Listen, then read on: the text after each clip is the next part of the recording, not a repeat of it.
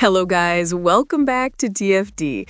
Well, off-season basketball is looking rough. It's been a chaotic few hours, and honestly, if you're watching everything unfold, you already know the vibes. Unrivaled? Man, at this point, who even knows if that league is going to survive long enough to see 2027? By the time these players finally spread their wings and jump to Project B, Unrivaled might not be more than a memory. And then you've got Sophie Cunningham jumping on the podcast, basically telling everyone what's coming. She said it twice. You're going to have some people switching. You're going to have some people switching. That wasn't an accident. That was her trying to warn folks without outright blowing the whole thing open. Because let's keep it real. Project B being a 5x5 league automatically puts it in a different category. A real basketball format, real competition, real floor spacing. It just feels bigger. And when you combine that with the money, oh, it's a wrap. We're talking 8.5 times the salary. Let that sink in. If Unrivaled is offering $250K and Project B is talking $2 million, what are we even debating here? That is not a tough decision. That is a grab the bag and don't look back situation. Who exactly is supposed to stay in Unrivaled? The owners? And even they might start looking around like, hold up, am I hustling backwards right now? Because the math ain't mathing. But Project B has its own problems too. There are two major threats right now, one for Project B and one for Unrivaled. Here's the thing. Project B might straight up choke out Unrivaled before it even fully launches, cannibalize the whole market. But the WNBA's early season proposal? That's the killer shot that could hit both leagues. If the WNBA shifts earlier, every off-season league gets squeezed. Unrivaled, Project B, overseas ball, everything. That calendar crunch is going to hurt. And if that wasn't messy enough, add this. TNT Sports is the entire media backbone for Unrivaled. Where do you think those games air? TNT. True TV. And one of their biggest streaming platforms is disappearing as part of that massive $82.7 billion media deal. That was buried way down in the front office sports report because they don't title things the way we do. They're not going to come out and say, Unrivaled is doomed, but we will. Front office sports, grow a pair. Sports content is not at the heart of the blockbuster $82.7 billion deal that Netflix struck on Friday for the studio and streaming assets of TNT Sports' parent company, Warner Bros. Discovery. That fact adds to an already uncertain path for TNT Sports, but optimism still remains within the company. Before the Netflix deal, Warner Bros. Discovery outlined a plan to split into two separate companies, one with studio and streaming assets, and another called Discovery Global that will house linear channels such as TNT, TBS, and CNN, as well as most of its sports portfolio. The Netflix agreement folds directly into that plan, with the WBD split scheduled for completion in the third quarter of 2026. This is the part that is bad news for Unrivaled. TNT Sports has actively been recalibrating its sports rights, especially after the loss of NBA live rights, by adding or sublicensing a wide range of content, including the French Open in tennis and a large slate of college sports programming. Discovery Global is also developing a new sports-centric streaming service. So yes, they're coming up with a new sports platform. But they're about to lose access to a lot of potential subscribers and viewers because TNT Sports content will no longer be shown on HBO Max the way it is right now once the split takes effect. For now, the sports content will continue on HBO Max. So here's the real problem. Unrivaled might still appear on HBO Max this year, but after that, it's done. It won't have the same home, the same visibility, or the same built-in audience it enjoyed last year. And sure, Discovery Global might be developing their own new sports-centric streaming service. But let's be honest for a second. Do you understand how many people already had HBO Max? It wasn't some niche platform. At one point, it was literally the second or third largest streaming service in the world. You don't just replace that level of reach overnight. So now the question becomes, what exactly is this new WBD sports service supposed to do? because a small, brand new streaming platform built from scratch with no pre-installed user base is not going to have anywhere near the number of eyes that HBO Max has right now. HBO Max is gargantuan. It's mainstream, it's established, people know it, people pay for it, and people already spend hours on it every week. When Unrivaled was on HBO Max, it had an automatic advantage. Casual viewers stumbled onto it, sports fans browsing the app found it, even people who weren't necessarily looking for women's basketball ended up watching because it was placed right there next to blockbuster movies, prestige TV shows, and massive live events. That kind of exposure is priceless.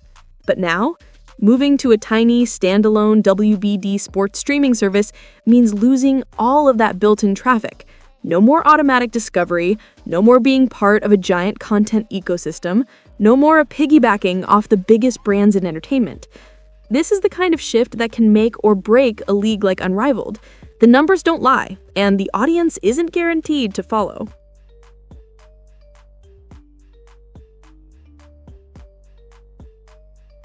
So that connects us and brings us over here. It said WNBA's proposed early start, draft combine, draw pushback. Players have not been in favor of removing team housing or an early start date, with more than one expressing concerns to front office sports over how this will impact those subjected to trades and others who are signed to temporary contracts. One thing's becoming obvious. Front office sports is basically running PR for the players. I'm just telling you what the facts show. The early start date has drawn heavy criticism, with multiple players telling FOS the WNBA is not yet the premier league in terms of salaries, resources, and benefits. As a result, they believe the league should not interfere with outside earning opportunities unless it's ready to compensate them in a way that warrants their exclusivity to the WNBA.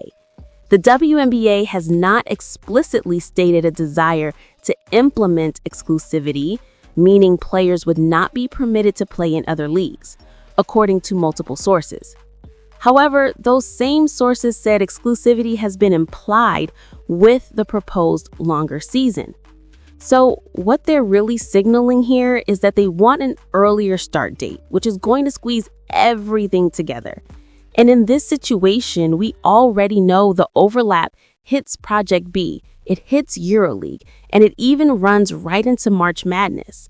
Now, Project B and EuroLeague, fine, that's not the WNBA's problem. But March Madness, that's the one area they absolutely must pay attention to.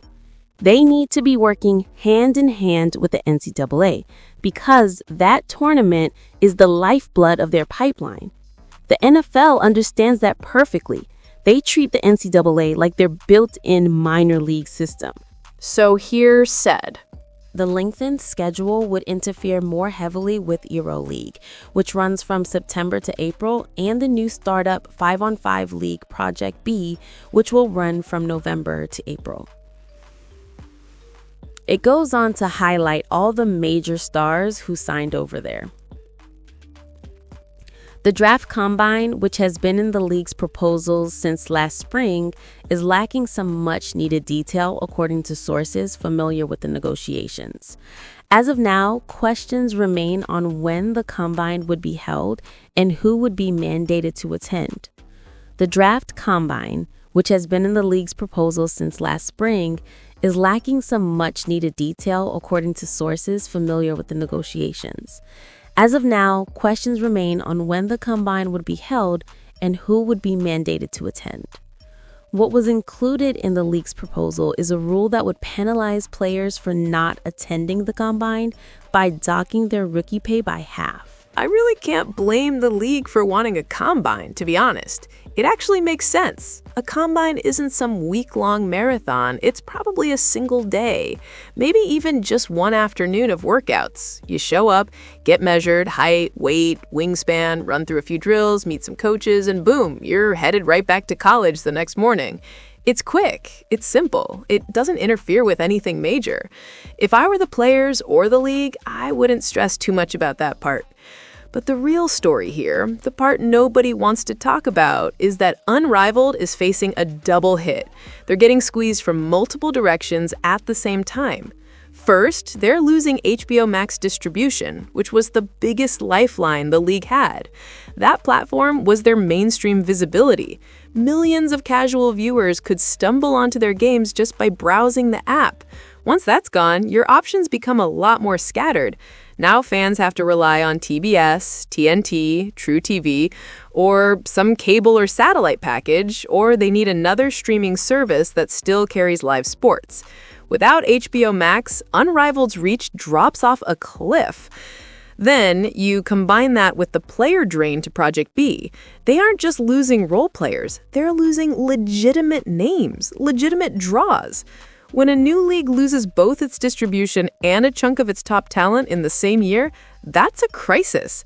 And Unrivaled is staring that dead in the face. Honestly, I think it's a wrap. I really do. I can absolutely see some kind of announcement next year, maybe in the fourth quarter, something like, Unrivaled has chosen to suspend operations, or however they want to phrase it professionally. Because if they're left with C-tier talent and maybe 4 or 5 recognizable stars, nobody's watching that. The audience won't show up, the sponsors won't show up, and without viewers or revenue, why would Warner Bros. Discovery Global or TNT Sports keep funneling money into a product that's shrinking? The plot is definitely thickening around Unrivaled. The situation is changing fast and not in a good way. Tell me what you think. I'm out. Till next time, thanks for watching the show. Be sure to like, comment, and subscribe.